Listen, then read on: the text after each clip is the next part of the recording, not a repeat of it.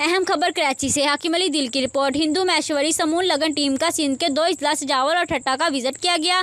तफसीलात के मुताबिक आधार फाउंडेशन की तरफ से महेश्वरी कम्युनिटी की नादार बच्चियों की इज्तिमाई शादियों हिंदू महेश्वरी समूह लगन के सिलसिले में डॉक्टर भागचंद, विराग मिल, खदन लाल, शेर सिंधी, भूरू मिल, हमीर सिंधी, शंकर लाल, मुकेश कुमार, मिठू मिल ने ठट्टा और सजावल के मुख्तलिफ शहरों बैलो, डारो, जोंक शरीफ, शाकरीम, मीरपुर भटोरो, चौहर जमाली, सजावल, ठट्टा, गुलाम अल्लाह वर, मीरपुर साकरो और दीगर शहरों और गांव के दौरे किए। गरीब बच्चियों की शादियों के सिलसिले में फार्म फिल करके आगाही दी गई। आधार फाउंडेशन के सीईओ डॉक्टर भागचंद ने लोगों से बात करते हुए कहा कि हमारा मकसद इस कमरतोड़ महंगाई में किसानों और मजदूरों की बच्चियों की शादियां करवाना है और इनके घर बसाना और इनको जहेज दिगर इनकी जिंदगियों में खुशियां देना है। इस मकसद को आम करना है। हमायती न्यूज़ से हाकिम अली दिल की रिपोर्ट। मज़ीद खबरों के लिए देखते रहें हमायती न्यूज़ HD।